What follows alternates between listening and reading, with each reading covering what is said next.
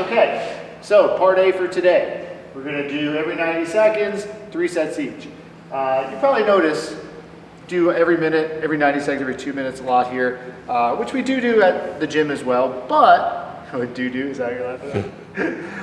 Which we do at the gym as well, but as opposed to giving you guys sets and rests and set reps on, if we're doing anything in a group, all right, especially if it's remote and we're watching you guys, it is much easier for us to keep you guys on a clock, all right? So then we can, number one, make sure that we're not dilly-dallying too much, but also we can see everybody moving at once, all right? Nobody's getting ahead of anybody else, which is fine in the open gym environment, but for at home, this works better for us, all right? So just a little nugget for you guys as to why we're doing what we're doing with some of this. Now, every 90 seconds, 4 stations, right? Should be about a minute of work perhaps with 30 seconds of rest, maybe a little less work depending on what we're doing. We're gonna go with the bent over row first. So you have 2 options. If you have a larger, heavier object or a barbell, we'll go 2 arms, right? But we're hinged over. This row is going to be pulling right through the center of my body. All right, so my goal is to have my shoulder blades back and down, whatever object I'm bringing to right about my sternum, and my elbow should stay basically right over my wrist, all right? So let's imagine I had 2 dumbbells here. I'd pull up, all right? If we're doing it 2-arm, we're giving the tempo a little bit slower, right? So 3 seconds down, pause at the bottom, coming up, pause at the top. 1, 1,000, 2, 1,000, 3, 1,000, boom, up, yeah, all right? We could also do this just as I'm doing here, single arm. So I can go unsupported, bent over row, right? I'm gonna go 6 to 8 on one side. It's gonna come up, 1, 1,000, 2, 1,000, 3, 1,000, right back up, 1, 1,000, 2, 1,000, 3, right? And then I'll do 6 to 8 on the other side. I could also do this if I have a bench or an ottoman or something like that, where I'm supported on there, that's totally fine, all right? So that's station 1, the bent over row. Then we're gonna go into the half Turkish get-up. I've been playing around a lot with different objects for the Turkish get-up, right? You've seen videos of some silly stuff, but I've been using a lot of slam balls, right? This is forcing me to kind of balance, also get some internal or external rotation right there, right? But the half Turkish get-up, I'm gonna drive up to my elbow, up to my hand, and then I'm just gonna bring my hips up. So I'm basically making a straight line between my hand that's on the floor and the object that's up overhead. From there, I'll come back down, hips down, elbow down, shoulder, boom. That's my half Turkish get-up. We're gonna do 3 to 5 on one side, 3 to 5 on the other side, all right? Third station is gonna be a Cossack squat or a lateral lunge. So difference here is gonna be based on mobility. I'll go through the lateral lunge first. I can start with my feet in place, and for the lateral lunge, I'm gonna think about sitting my hips back till I'm about at parallel or maybe a little deeper, and both feet are gonna stay facing forward and planted on the floor, all right? Again, other side, same idea. I'm sitting into that. If I hold an object up here in a goblet, that's great. The Cossack squat, we're basically adding in a little rotation here. So we're gonna sit all the way down, my butt basically to my heel, and that other foot is gonna rotate up. All right, so this is the bottom of my Cossack squat.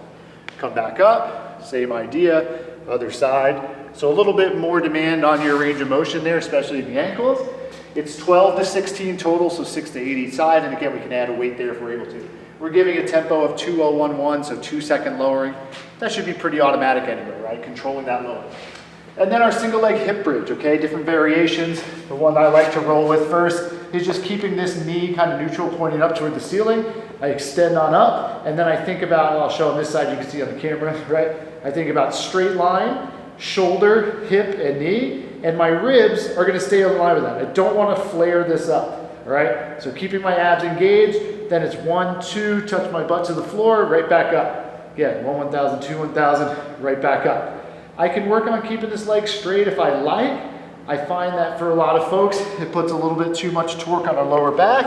I'd rather you guys be able to feel this mostly through your glute on this side, which is what we're looking for. So 8 to 10 each side of that tempo, 3 times through. Then we have 2 6-minute AMRAPs, right? So you have 6 minutes to work at a sustainable pace throughout the whole thing. Hopefully whatever we're able to do in terms of like movement speed in the first minute, we're trying to maintain that for the entire time, all right? And we'll keep preaching this about sustainability. We're not trying to see you guys just get tired and start moving more and more poorly, right? We want you guys to be able to continuously move and breathe. And then if you still have something in the last couple of minutes, then we can turn it on and move a little bit more quickly, right? We'd rather that than see this, right, in terms of power output. So, first one's gonna be 30 Russian twists. As prescribed, these will be unweighted. So think about just keeping my butt on the floor, my heels come up, so I'm almost in like a little bit of a tuck sit position, and I'm just gonna touch both hands to one side, touch to the other side, all right? And depending on our range of motion, hopefully I can get both hands across. If not, maybe I'm just kind of touching here or even just reaching across, all right? If this is bothersome on your back, if any rotation is tough for you, we could also sub in just maybe like a tuck hold or even maybe a rock in this tuck position, all right? I wouldn't say doing 30 here, I would say more like 20 to 30 seconds of work. We'll pop on up, 20 air squats, all right? The best air squats you've ever done in your life. All the way down, all the way up, all right? And then we're gonna go into a swing with whatever object we have. And this is just gonna be a hinging movement. So let's say I have the dumbbell, I'm here, extend on up, and just let that transfer up into my arms. If I have a kettlebell, great. We write it as Russian swing, so eye level. If you have something where you can swing overhead, awesome, whatever you like, all right? We'll go through 6 minutes of that, we'll rest 3 minutes, and then this one we wanna try to push the pace because movements are very, very simple, okay? 12 burpees, so chest to deck, boom, chest and thighs touch, come on up, jump here, all right? Getting into a rhythm that we can breathe through, 24 walking lunges. So each leg counts as 1, 2, 3. If I'm in my apartment or something and I don't have any room to move, I could do this as reverse lunges in place, or obviously I could try to do maybe like 6 to 8 steps out, turn around, come back. But it's 6 minutes, trying to get through as many rounds as we can on that. And again, use the burpees to kind of pace yourself, but try to push the pace on this one a little bit because the movements really aren't going to break down unless you really struggle with lunges.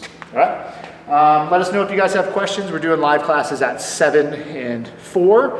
And I think that's it. Good? Cool? Great. See you guys.